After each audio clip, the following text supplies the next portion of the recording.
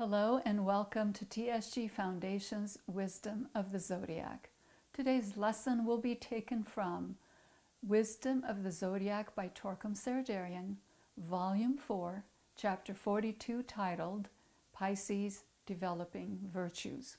This is such a beautiful lecture, and I love the idea of studying virtues, and for that reason, I have chosen a meditation format that is taken from one of the 3 volumes of Virtues and Values by Torkom Saraydarian. If you don't have this book, I know you'll love it.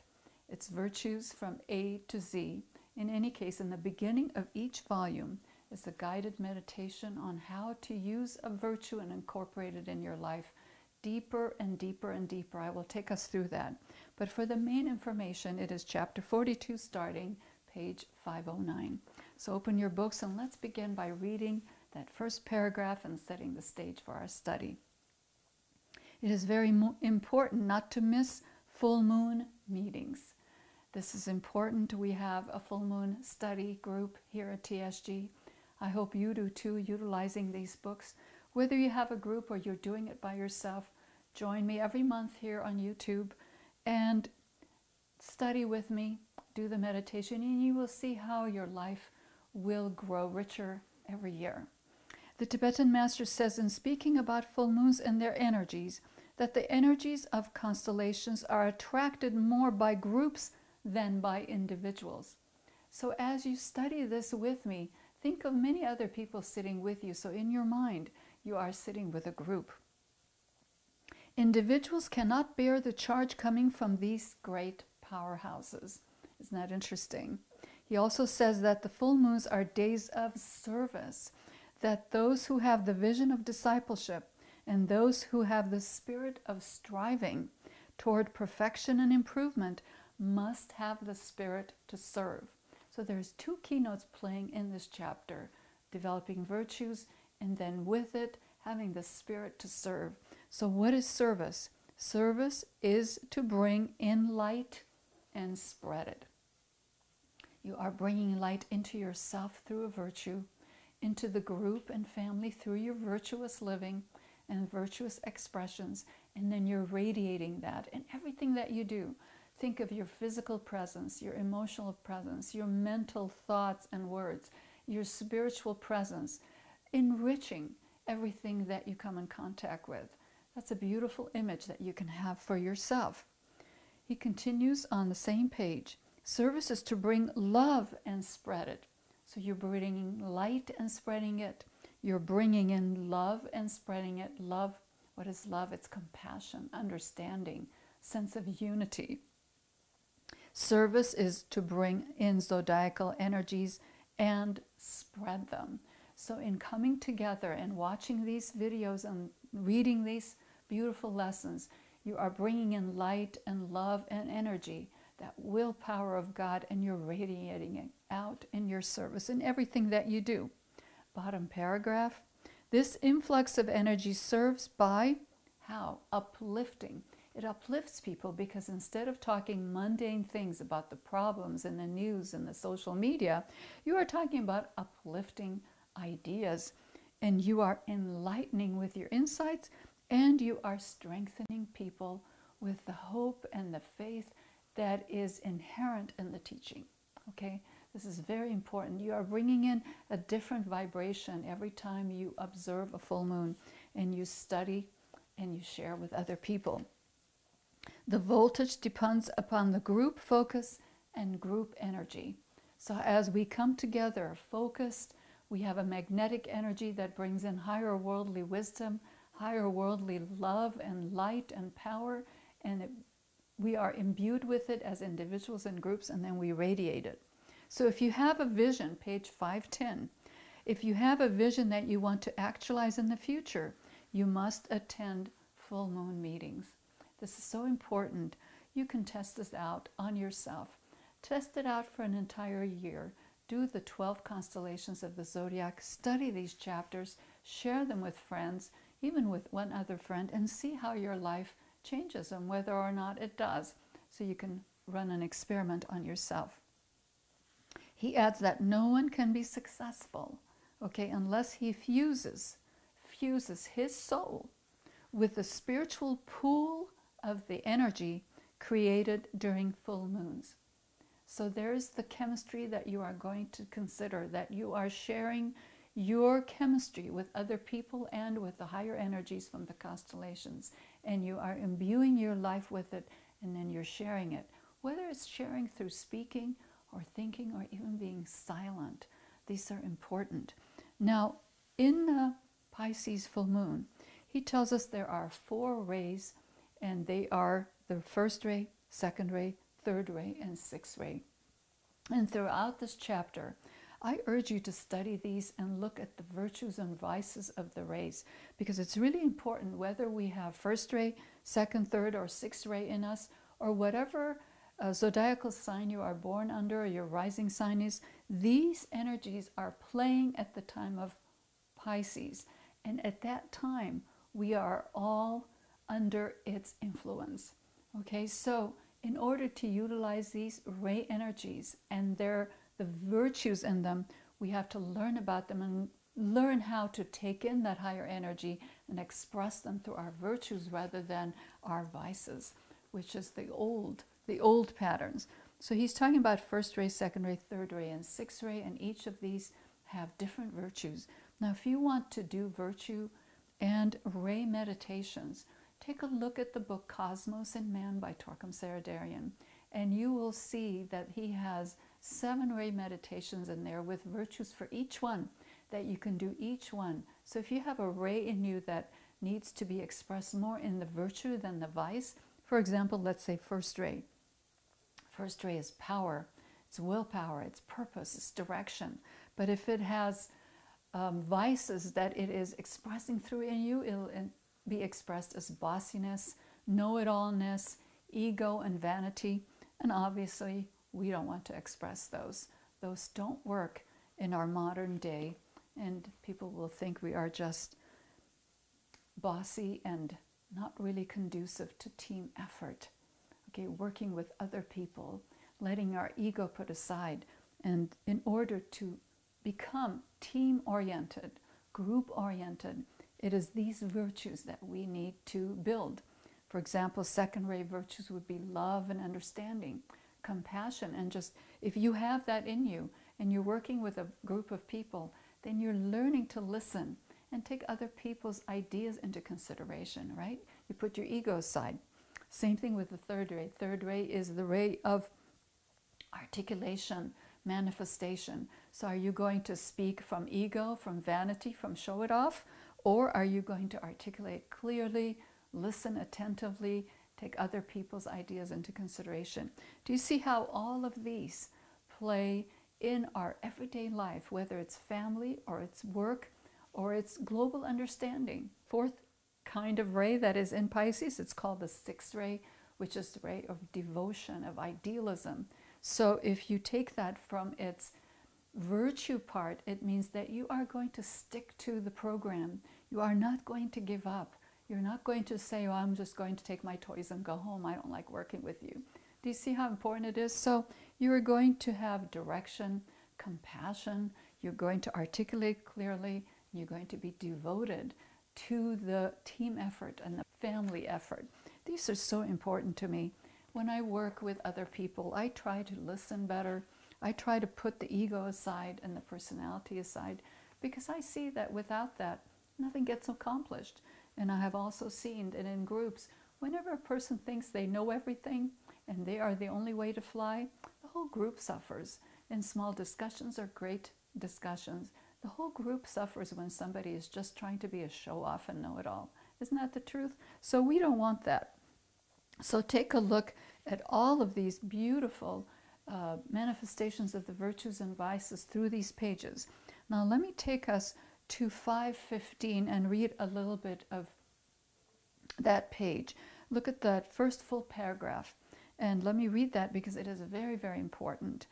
Not everyone has these energies. Okay, now look at the definition that he gives.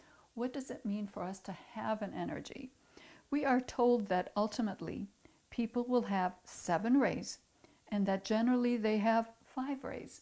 So if you think that you are only going to have 1 ray or 2 rays, don't get too comfortable. Eventually in some lifetime, As we get more serious discipleship, we get initiated, we will have the facility of all 7 rays. So we should not get egotistical about having one ray or the other. It doesn't matter. We are going to cultivate all 7 rays and know how to express our life and our service through any ray that is important at that time. Okay? However, average humanity rarely has even all 5 rays. Okay? We will eventually have 7 rays when the mechanisms of the rays are built within us. So when we have the vehicle through which to express the virtue of the ray, that ray will be operational in us. So this is an important concept to get into our minds. Okay? For example, most of us do not have a soul ray because we do not yet have a developed soul. This is very important for us to understand. We can say we have a soul in us, but is the soul manifesting in everything that we are doing? Probably not. That means we don't have identifiable, rather, soul ray. So think about this very seriously and consider, how then do I develop my soul ray? Is to understand that deep essence that you are, that we talked about in the last full moon wisdom of the zodiac. The essence that you are, and you bring that out, not what somebody else tells you you are. You bring out your true essence, then you will see that that soul power is being expressed, and that is going to be your ray. Some people do not have a personality ray, okay, because they do not have an integrated personality yet. So you are going to have a soul ray when your soul is manifesting in your life. You're going to have a personality ray when your physical, emotional, and mental bodies are unified under one command, one kind of energy. So why is it that people don't have a personality ray? They are physical body, emotional body, and mental body. And the personality has not yet formed and actualized itself. There is no identifiable one whole rhythm or one whole tone to the personality or to the soul. So we can say people are then just staggering around trying to find, to gel with some kind of energy inside of them. These rays operate within us only when we are actually equipped with corresponding mechanisms that draw these energies to us. Okay, let me read that again, because this is not the same as what we have read before in esoteric literature. You don't have a ray unless it's really operating in you. So these rays operate within us only when we are actually equipped with corresponding mechanisms that draw these energies to us. So you're building the mechanism. How are you building the mechanism? With virtues. The corresponding virtues of the rays will build the mechanism through which that ray can flow and express itself. Okay? Now, let's go to the next paragraph below on that same page 515. How can we reach our purpose as a Piscean or any other zodiacal sign? Any sign. To reach our life purpose, we need to meditate on the virtues of a particular ray. Okay, and those again you can find through the Tibetan master's writings as well as Torkom's writings, specifically in Cosmos and Man. They're beautifully laid out, and I would really strongly advise that you look through them to look at the virtues, and then look at the way I'm going to guide us through this book, Virtues and Values, and use that technique to develop that beautiful virtue inside of you. Instead, we must develop the corresponding virtues and expand and fill our consciousness with these virtues. I love it. When we do this meditation, you will see how you are filled with that virtue. In this way, our consciousness will turn into a magnet to draw these energies to us. That is a powerful sentence. Let me read that again, and I would advise you read this again and meditate on it. Look at what he says. Instead, we must develop the corresponding virtues to the ray, and expand and fill our consciousness with these virtues. In this way, our consciousness will turn into a magnet to draw these energies to us. Why do we want to draw these cosmic energies to us? So we can be of greater service to to greater people. We can be a blessing for people. The effect of this will change the chemistry of your consciousness. It will change the chemistry, and that's what virtues do. They change chemistry. When your gears start to engage in meditation, this is page 517, very powerful message. When your gears start to engage in meditation, you create the corresponding chemistry in your consciousness. I love this. It is so beautiful. I want to read one more paragraph for you, page 516 in the middle of the page, and I want you to think of the chemistry of virtues. Okay, they're not just nice words. They are really chemical components that have power behind them. When you develop a virtue, you actually develop certain chemical elements in your consciousness and brain. Our brain is going to respond. When our brain responds, our mind responds, our soul, our bodies are going to be totally different. There will be corresponding elements in the blood, but first you create certain elements in your consciousness. It starts with the consciousness and then it filters down. These elements will change your life for better or for worse, depending on the elements you bring in. If you see the consciousness or the aura of a person clairvoyantly, its color changes because of the chemistry of the aura changes. So what we want is to change our aura from muddy or mixed or crystallized patterns around us into clear, beautiful, scintillating colors that are a blessing. We can walk into a room, say a few words, and you are healing.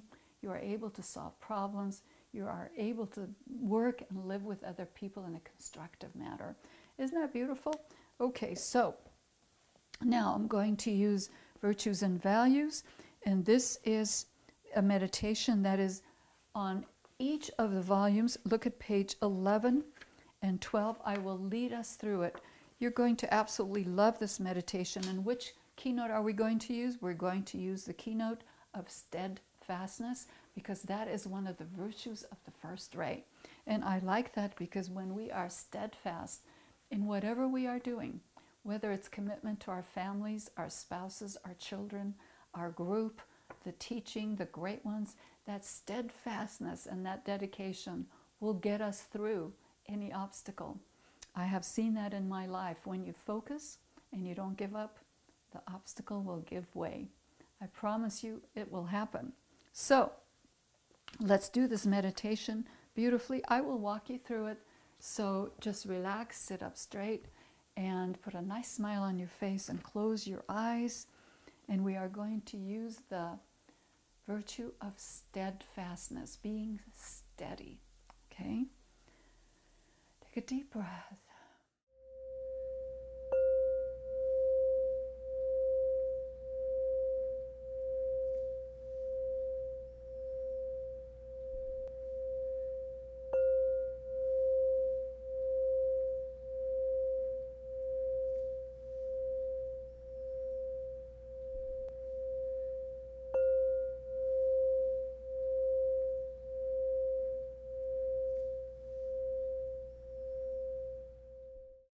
I'd like you to say 3 ohms quietly or in a loud voice, whichever one you like, and just relax into it, but always stay conscious. When you are doing seed thought meditation or guided meditation, don't ever let your mind wander or get off focus. Okay, stay in focus.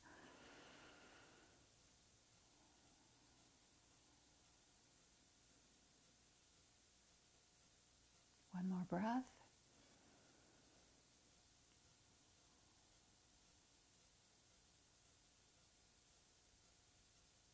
Another one.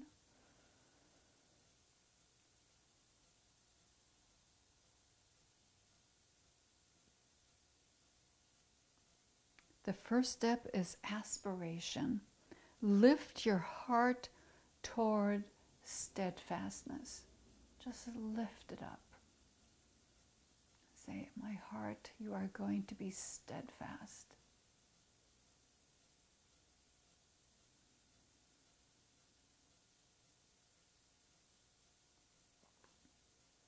Concentration. Observe where in your life you can express this virtue of steadfastness. Just look at your life. Where can you be more steady?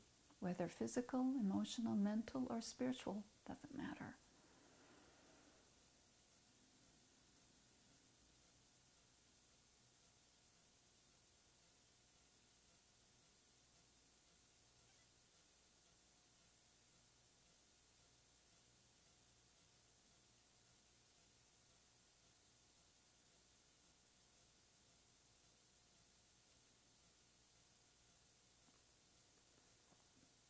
Step 3, meditation. Find the deeper meaning of steadfastness. What does it mean to you? Think of physical, emotional, mental, and spiritual terms. Just find the deeper meaning.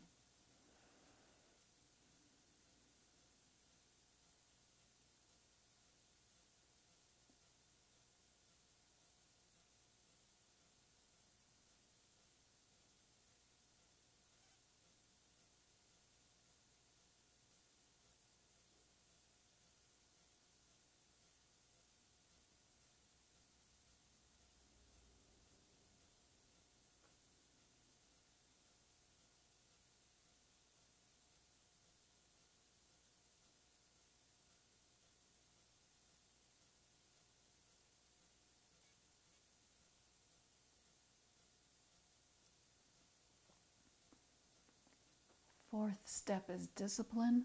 Choose one part of your life, such as how you treat yourself, your family relations, or any one specific area, and visualize expressing steadfastness in that area of life. Just visualize that, choose it, and just see yourself expressing steadfastness.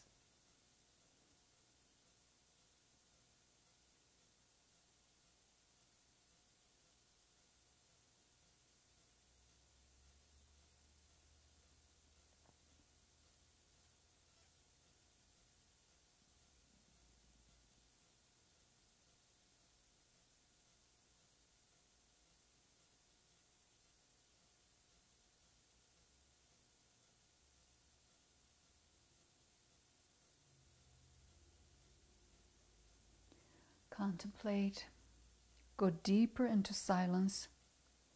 Ask your solar angel, Lord, reveal to me a greater vision of steadfastness.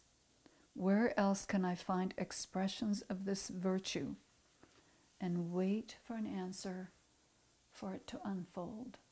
Lord, where else in my life can I find an expression of steadfastness?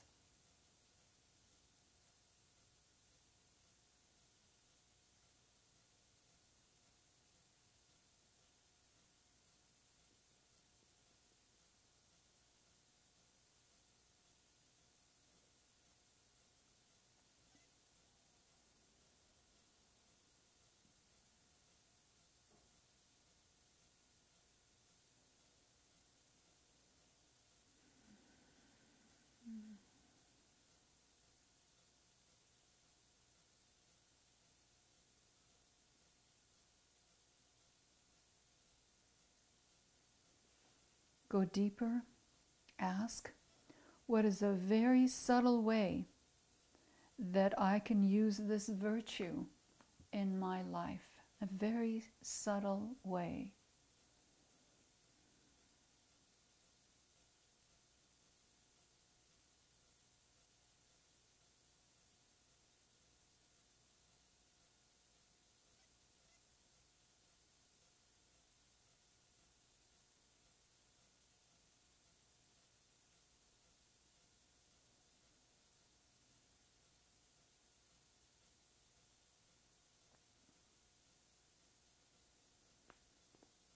Now we go to the step of inspiration. Visualize standing on top of a mountain. See beautiful vegetation. And let the breeze flow over your face and feel it. Feel nature. Feel how steady and steadfast is God, the great ones, and all of life. See if you can identify the steadfastness in all nature.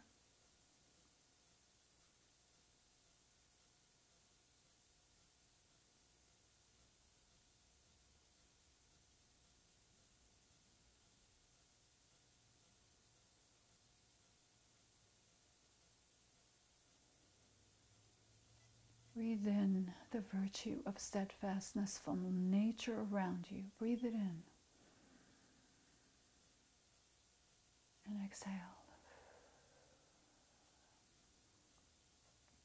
How does it feel to be in nature that is so steadfast in your life?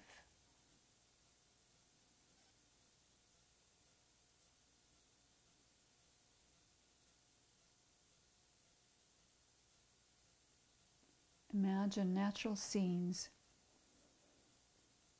such as waterfalls, breezes through the trees, rivers and lakes that show a rhythm that you can find in all of them.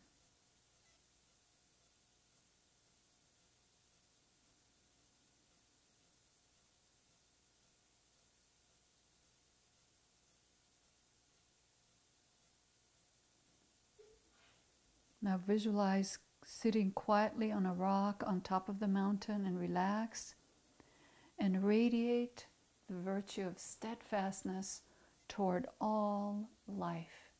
Breathe in and just, as you exhale, radiate steadfastness. So you are solid, rock solid in your dedication.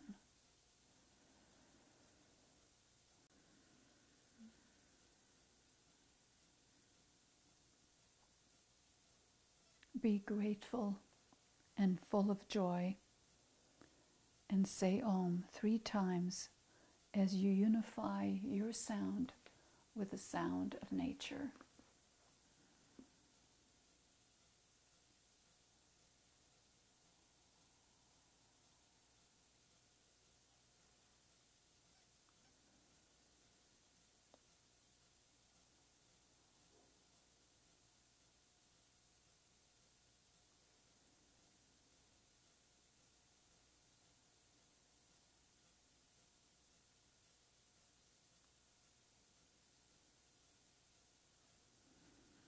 Open your eyes, rub your hands together.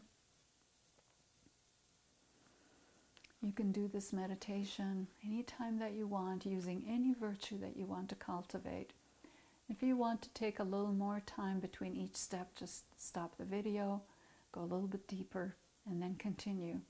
I also advise that you write your insights after each meditation, so then you can complete the cycle of thinking, meditating, going deeper, and then you express it with your hands when you write it down. It's such a beautiful thing to have notes and go back over them later. This completes our 12-month cycle of the Wisdom of the Zodiac. I hope you've enjoyed them, and I look forward to start another spiritual new year with you next time. And if you don't have your Wisdom of the Zodiac books, please look at our website and order them. It's beautiful. They will serve you for your entire life, month after month, bringing you enlightenment and beauty and insight that you will not think was possible. So this has been a joy for me to be with you, and I look forward to seeing you next time. Bye for now.